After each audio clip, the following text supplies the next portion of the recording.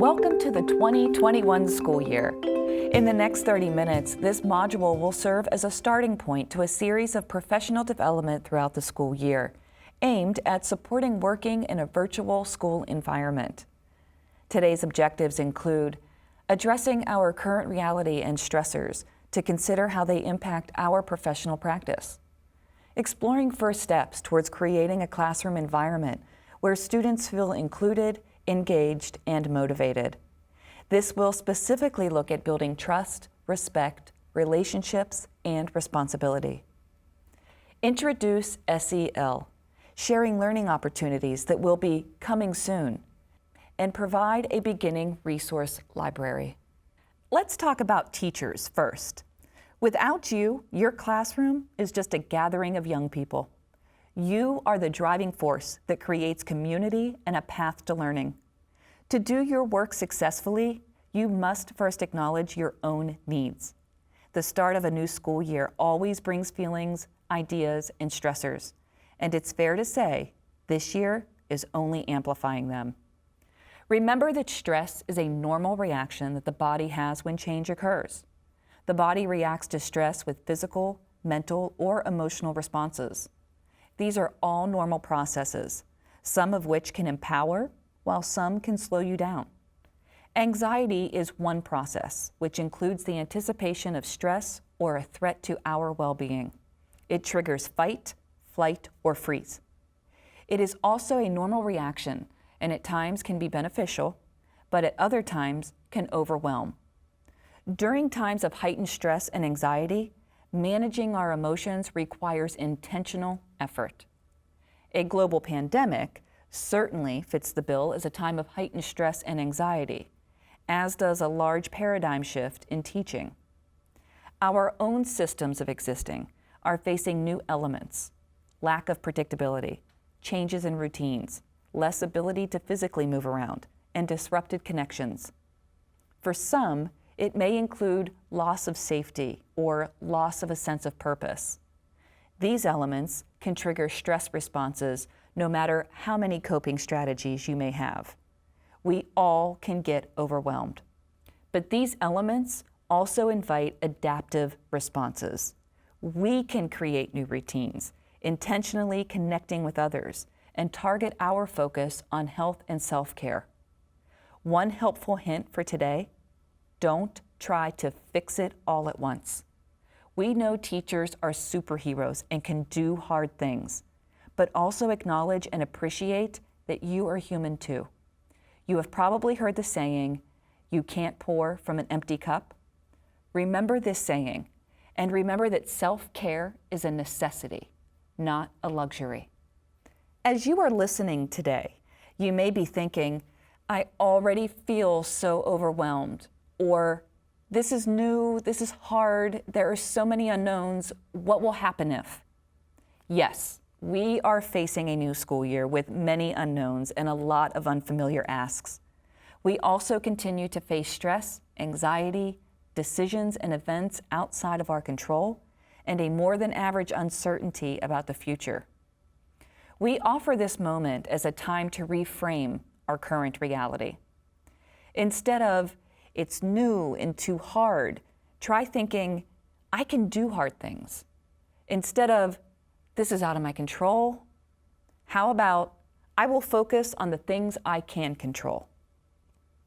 Instead of "I don't know how to do that," think, "who can help me? Can I collaborate on this with a colleague?" Or "this is an opportunity to learn something new." We can reframe the narrative because ultimately, we have control over how we interact with our current reality. While it's not our fault we are in this new situation, we are responsible for what we do now, and we are capable. Self-care is not only important for personal reasons, but when you take care of yourself and strengthen your own social and emotional skills, it will have an impact on your students. It will trickle down through your social and instructional teaching practices to your students to foster their social, emotional, academic, and behavioral skills. If your car was making a new noise, hiccuping along the road, you would get it checked out, right? Or that rattle in your refrigerator, you would get that fixed right away. Save the food in there. We need to pay attention to our own noises and hiccups as much as we do for our cars or appliances. And beyond your support systems and colleagues, there are additional resources available through the county. Employee assistance programs are available to support a plethora of your needs, personally and professionally. Employee Resources has information available on a large variety of topics and needs for you and your household. Employee Wellness resources and tools include recorded webinars and resources for wellness topics such as exercise, sleep, and nutrition. Additionally, resources are available for topics particularly relevant today, including virtual meeting fatigue, back-to-work resources, COVID-19 resources in several languages, and broadcasted workouts you can do from home. EAP also includes access to guidance resources, which offers confidential referrals for guidance and consultations on a variety of topics: financial, leisure, health, mental health, real estate, renting, event planning, and legal advice, among others. These services cover you and your entire household. For connections to community mental health providers, employees have access to up to 5 face-to-face, in-person, or virtual sessions per topic per year. As we prepare for the school year, it is important to keep Maslow's hierarchy of needs in mind. While it is really tempting to push out a curriculum strategy without attending to building relationship and school classroom culture, we know that without ensuring safety, security, and basic life needs, and without a sense of belonging, children are not available for learning. It is hard to pay attention to a math problem or facts of a history lesson if you are worried about health, safety, or home security. Therefore, including class cultural strategies in your virtual curriculum plan is crucial to creating a true learning community. The components of a positive classroom community, both in person and virtually, are strong relationships, trust, respect, and shared responsibility. Look for these themes throughout what we are discussing, as they all contribute to establishing a safe and inclusive classroom environment where students feel invested and engaged. In a traditional school setting, there are standard practices that most teachers use to build classroom culture. As we shift to online learning, these strategies may not transfer perfectly. Still, we do not want to abandon what works, but instead find ways to rethink and repurpose effective practices in the online setting. When designing your online learning environment, there are key considerations to the process of design that can make a difference in participation. Here are considerations for creating your online learning environment. Consider 1 or 2 design ideas to keep in mind as you tweak your online classroom. 1. Plan with the students and families in mind when designing the online platform. This is empathetic design. Put yourselves in your students' shoes. Do a walkthrough of logging in. What will students first see? Is it easy to get to the calendar or announcements or assignments? Find the blend and balance between what is easiest for you and what you are comfortable with, and student accessibility. Don't lose the you in your classroom. Students will be able to feel the difference and feel more connected. Number 2, building and reinforcing a virtual classroom community can begin with the opening pages or entry points to your online learning environment. What does the welcome page look like? Does it include you, the human element here, greeting them? Does it show your personality and creativity? Consider also the organization of the online environment for providing resources, setting up opportunities for interactions and sharing, and the amount they see. Is it visually bombarding or logical and relevant? Use tools such as Bitmoji Classroom, Flipgrid, Pear Deck, discussion boards, and consistent visuals to foster organization. Number 3, practice good design concepts in all of this. Keep it simple is not just an overused cute saying. When information is simple and meaningful, it reduces the cognitive load on students and increases working memory. Organize content using clean, simple chunks that make sense. Use bullets and not paragraphs to relay information. Look for clear, legible fonts. The script ones are pretty, but difficult when you're looking at a screen all day. Keep the same font, use color for emphasis, but no more than 2 colors. Use images to reinforce key concepts. Avoid images that are extraneous and not meaningful. And consider limiting the number of clicks it takes for a student to get to where they need to be. Folders and folders and folders, oh my. That is just asking for confusion and getting lost in folder land. Number 4, lastly, and this bears repeating, be consistent. Just as you do in your classroom, keep things where they are. When it is predictable and matches expectations, students are more likely to be autonomous in their learning. Use icons and language that the whole school uses for consistency for families. If the school is doing Get Moving Spirit Week, use the same wording in your newsletter. If the school is emphasizing a positivity project lesson, use the same words and images with your students and families. Consistency builds predictability, which builds comfort, which builds independence and motivation. Last spring, you had the advantage that you leaped to online learning with students you already knew and who knew each other. This year, you are starting at the ground level. It will take purposeful investment in getting to know your students. Kick it off on day 1 with opportunities to get to know one another. Start simple on the first day and take time each day to build on it. You won't be able to get to know all students in that first login. Set up a structure to build on, with opportunities for students to share paired with guided activities.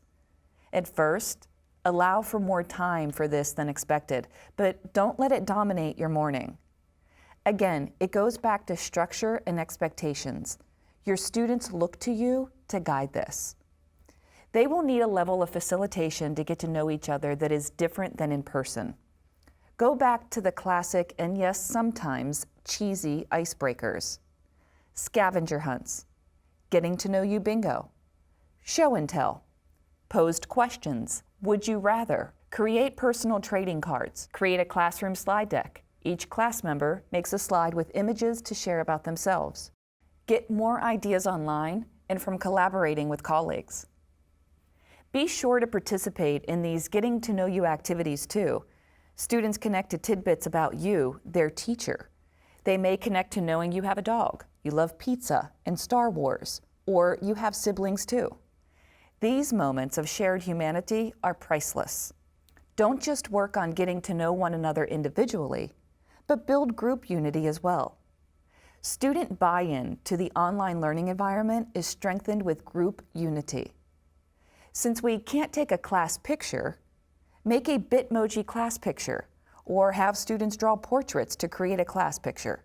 Encourage students to put pictures up on their profile so that if their cameras are off, others can at least see who each screen box is. Facilitate a classroom brainstorming to generate ideas for fun activities and breaks. No matter what you call them, rules, norms, agreements, class constitutions, etc., establishing class norms should begin on day 1.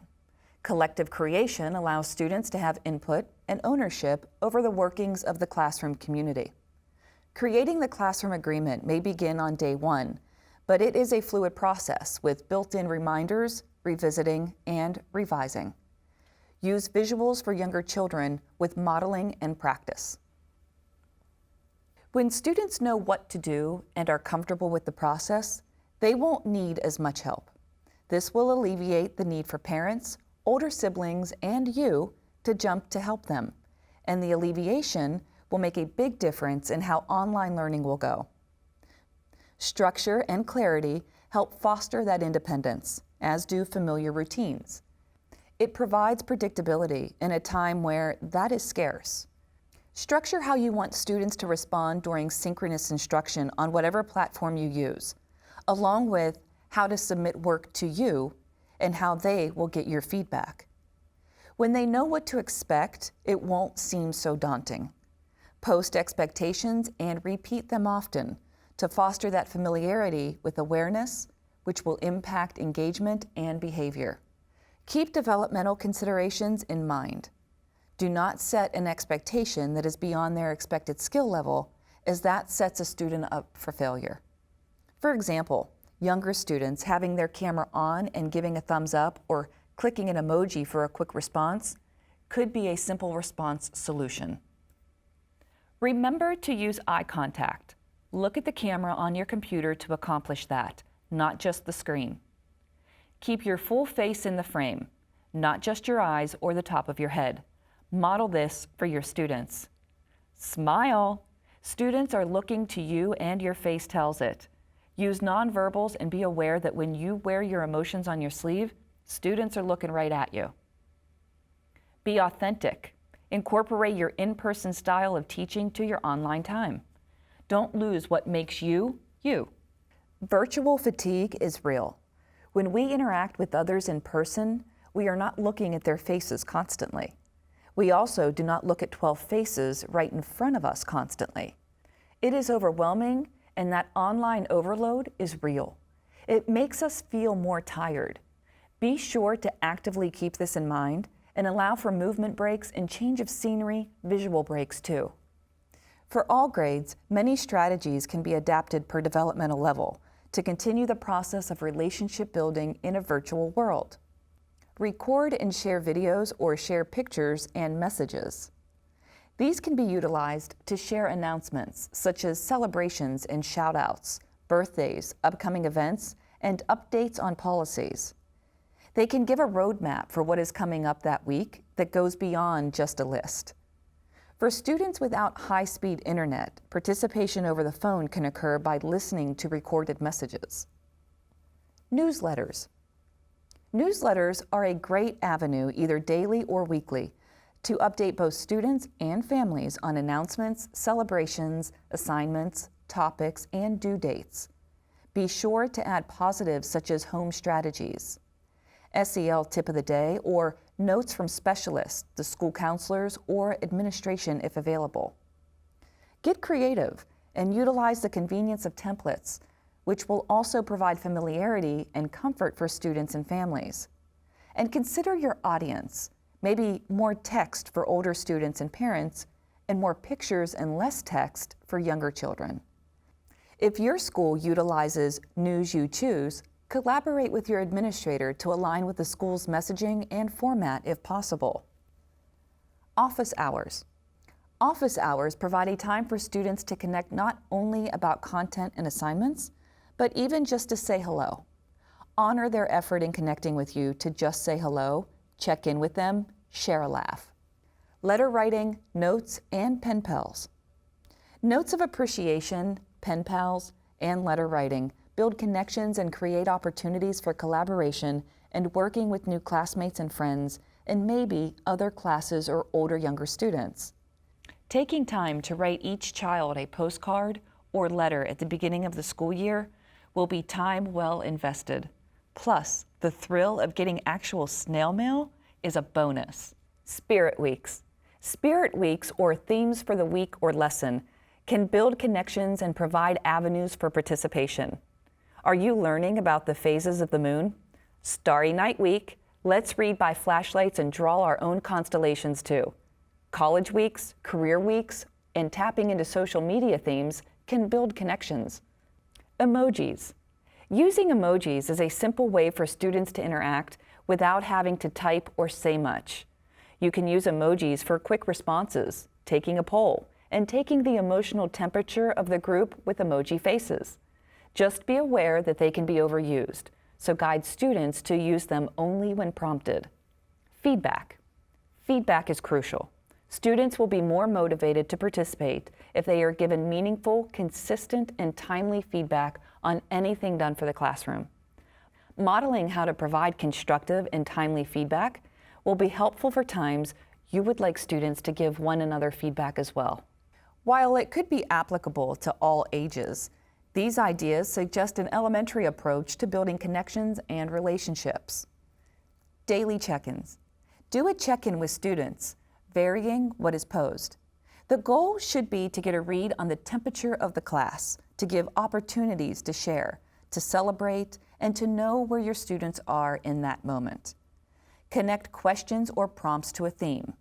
Use scaling activities such as a number line, emojis to get a quick check. And please be sure to respond to those who indicate they are uncomfortable or distressed. Keep confidentiality by not calling that student out in front of everyone. Instead, asking, "Would you like to talk about it later with me?" And make a note next to your computer to remind yourself. Morning meeting. Responsive classroom morning meeting is an engaging way to start each day, build a strong sense of community, and set children up for success socially and academically. Each morning, students and teachers interact with one another during 4 purposeful components. Greeting. Students and teachers greet one another by name. Sharing. Students share information about important events in their lives. Listeners often offer empathetic comments or ask clarifying questions. Group activity. Everyone participates in a brief, lively activity that fosters group cohesion and helps students practice social and academic skills. For example, reciting a poem, dancing, singing, or playing a game. Morning message. Students read and interact with a short message written by their teacher. The message is crafted to help students focus on the work they'll do in school that day. Mindfulness and movement moments. Activities that incorporate mindfulness and/or movement connect to social emotional learning goals. Team up with a member of your school mental health team for co-facilitation and guest visits. Record and share videos, messages, and pictures. As previously discussed, recording messages and videos can be used to send announcements, celebrations, and strategies for students and families. At the elementary level, recordings of storybook reading can be accessed by students and families. You can then pose reflection questions students and families can do, or other connection activities. Record a video that models a social emotional strategy, such as a breathing technique to slow your breath, a series of yoga poses for movement and mindfulness, calm down strategy for frustration, a video of the importance of sitting up tall in your chair, and migrate the classic Student of the Week moments to the virtual platform with videos and pictures parents and students can submit ahead of time, which you can feature during that meeting. Using templates here will help families know what to include. Consistent themes. Another idea is to use themes for the days of the week to guide group sharing in meetings and throughout the day. Days of the week themes could include Mindful Monday, Fantastic or Fun Friday, or connected to themes of the week related to content, serving as a teaser for curriculum to come and helping to build interest. Like the previous slide, these suggestions may be adapted for other grade levels but are presented with middle and high school students in mind. Check-ins. At the secondary level, students may benefit from brief check-ins as well. Take note of feedback they give and don't just let it pass if a student reports they feel sad face emoji.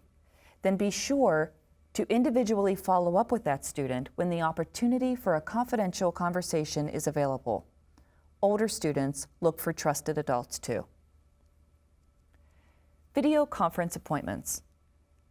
One avenue for a more personal connection is during office hours. Set up appointments to meet with students during your office hours. During this time, address the academic concerns, but also take a moment to check in.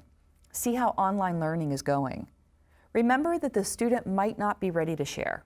The goal was to simply introduce the idea that you are available beyond questions about schoolwork, and you are also practicing life skills with students when they learn and practice how to make appointments and keep them.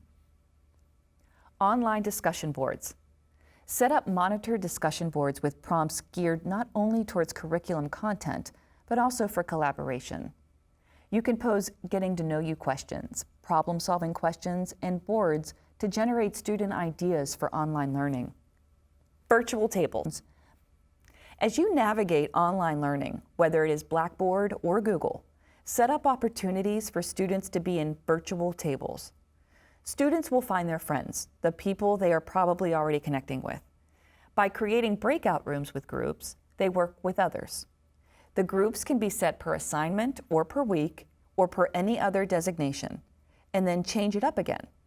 In courses, you can create literature circles, discussion groups, debates, or groups to research a topic and then share out. Class buddies or peer tutoring opportunities. If possible, pair students together and set up a structure for them to have class buddy time. Schools with peer tutoring may want to investigate ways to continue this in the virtual school environment.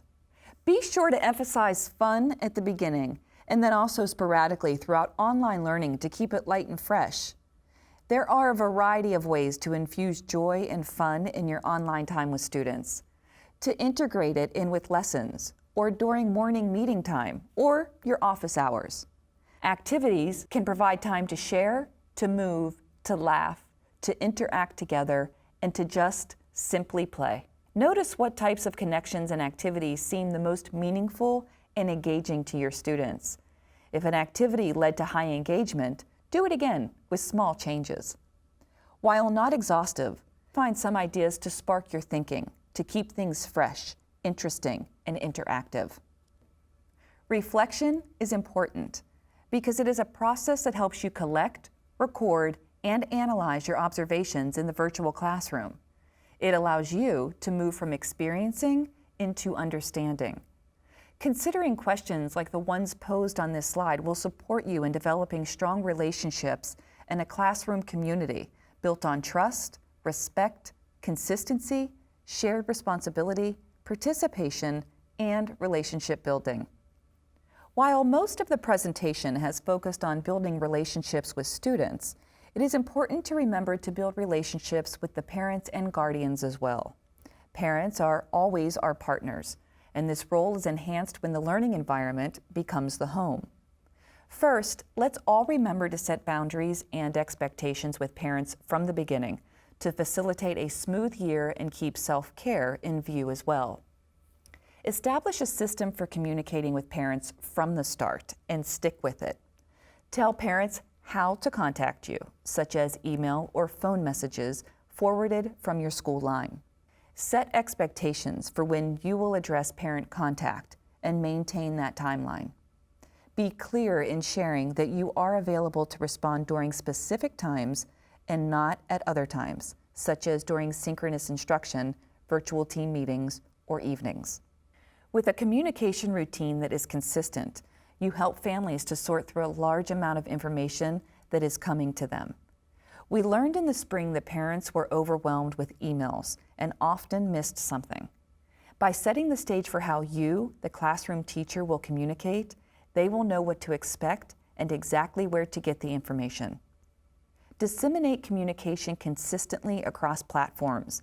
If you email, post, tweet, record phone messages, or make a newsletter, be sure the information is the same. Post it in the same place, in the same format each time. Use of templates helps with consistency and saves time. Consider the assistance of a parent liaison or language services for providing communication in other languages. Another lesson learned from the spring was the strength of feedback. It appears when students and families get feedback on work and participation, motivation to participate increases. Now let's shift to how you, the teacher, can support your students' social emotional needs. Since March, our county and our country has gone through considerable societal events, and it has piled up on all of us. And students may have trouble not only wrapping their heads around all the current events, but also wrapping their heads around how to now be a student virtually. It is a lot on their shoulders. Many factors and assets support resilience and well-being for students, and you are a big factor. Positive, healthy relationships help most children to recover from uncomfortable thoughts, feelings, and experiences. Most children also benefit from appropriate coping strategies. In other words, most children will benefit from your Tier 1 support, combining your good teaching practices with highlights on social emotional learning. To address the social emotional needs for all students in your classroom, focus on your Tier 1 strategies and supports. Openly discuss and post information about how to access support at school. Invite your counselor, psychologist, or social worker to teach a lesson or visit with the class. Facilitate lessons about feelings and behaviors, such as learning strategies, labeling emotions, self-management skills, and social skills. Teach skills and validation, which are affirming and listening skills, to acknowledge that everyone has had a different experience from COVID-19, and not everyone will be in the same place with the same experiences and feelings, and to acknowledge that it is okay to have different experiences and feelings.